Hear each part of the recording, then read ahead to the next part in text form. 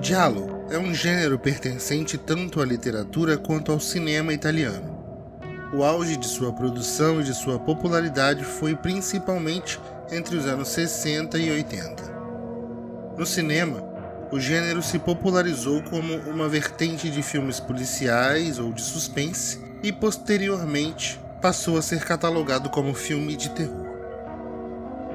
Antes mesmo do surgimento dos slashers americanos, os giallos já traziam, em boa parte de suas histórias, um assassino misterioso que perseguia suas vítimas, e também um forte apreço pelo maneirismo estético e por uma violência visual mais gráfica e explícita.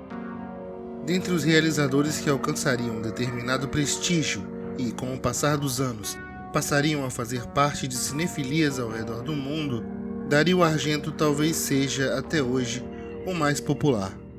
Dono de uma estética singular e um modo muito próprio de conduzir suas narrativas, Argento era capaz de construir, em tela, simulacros assombrosos de sonhos ou pesadelos que influenciariam gerações de outros realizadores.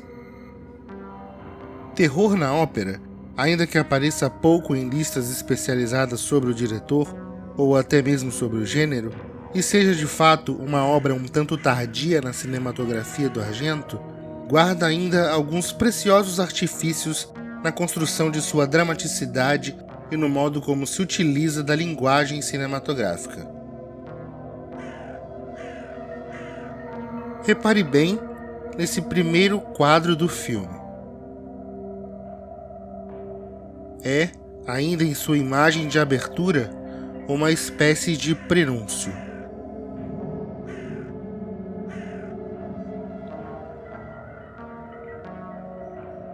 Logo a seguir, já em poucos minutos de filme, a câmera assume uma posição de primeira pessoa e passa a percorrer um trajeto. Nós, espectadores, somos colocados então sob a seguinte perspectiva. Observamos em tela a mesma cena que a personagem em ação. Acompanhamos os passos dessa personagem e seguimos com ela seu trajeto por dentro do teatro. Tudo isso através de seus olhos, do seu ponto de vista. Essa postura da câmera é uma espécie de convite. É como se ela nos convocasse a uma relação de maior proximidade com as imagens e com a trama. Uma relação mais intimista e sensorial com aquilo que se vê. Essa aproximação mútua entre a encenação e o olhar do espectador se revelará, porém, um dispositivo fílmico que constitui, no fim das contas, uma armadilha muito bem pensada, cujo objetivo será não apenas capturar a atenção e o olhar do espectador, mas amplificar a dramaticidade dos horrores que se darão em cena.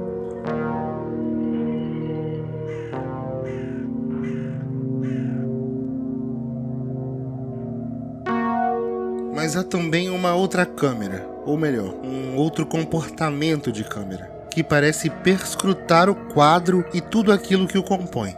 Não apenas como se narrasse uma história de modo onisciente, mas também como se estivesse de fato presente, fisicamente, ali, ocupando um lugar dentro do plano.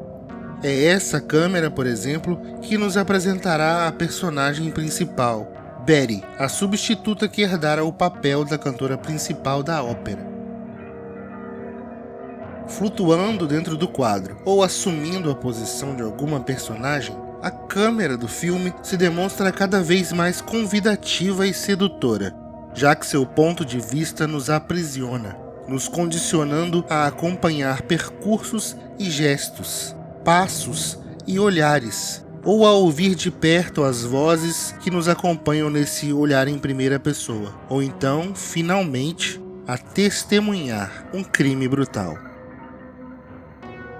Quando o filme então já parece ter sequestrado os nossos olhares, tornando-nos não apenas testemunhas oculares de um crime, mas cúmplices de um assassino, há ainda um novo movimento a ser experimentado pela linguagem, uma carta na manga.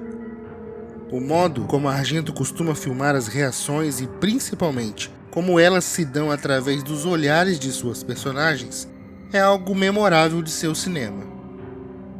Aqui Em Terror na Ópera, isso é ainda mais gráfico e intenso. Se, por ora, nosso olhar assume, através da posição da câmera, o lugar do próprio assassino, e assim nos tornamos igualmente culpados daquilo que testemunhamos tão intimamente, em que posição o filme nos coloca quando, de forma tão explícita, atualiza essa experiência da observação? Observe essa cena. Pela primeira vez, a dinâmica que se dá entre o filme e o espectador, ou seja, entre a tela e quem a observa, se replicará dentro do quadro, como se desdobrasse sobre as personagens e a trama. Nessa cena, a câmera nos mostra com igual proximidade Betty sendo obrigada, sob a ameaça de perder a visão, a observar um crime. É como se o filme se debruçasse sobre si mesmo, a fim de reforçar na própria tela a ideia que define essa relação entre as imagens e quem as vê. É como se espelhasse na personagem principal a nossa condição de espectadores, cujos olhares foram sequestrados pelo aparato fílmico e pela linguagem cinematográfica. É óbvio que, do lado de cada tela, ninguém ameaçou nossos olhos com agulhas ou aprisionou nossos corpos com cordas. Mas é pouco provável que um olhar interessado não tenha se deixado levar pela câmera que, antes, nos colocava lado a lado com um assassino e que agora nos transforma, ao mesmo tempo, assim como a Betty, em vítimas e cúmplices de um homicídio.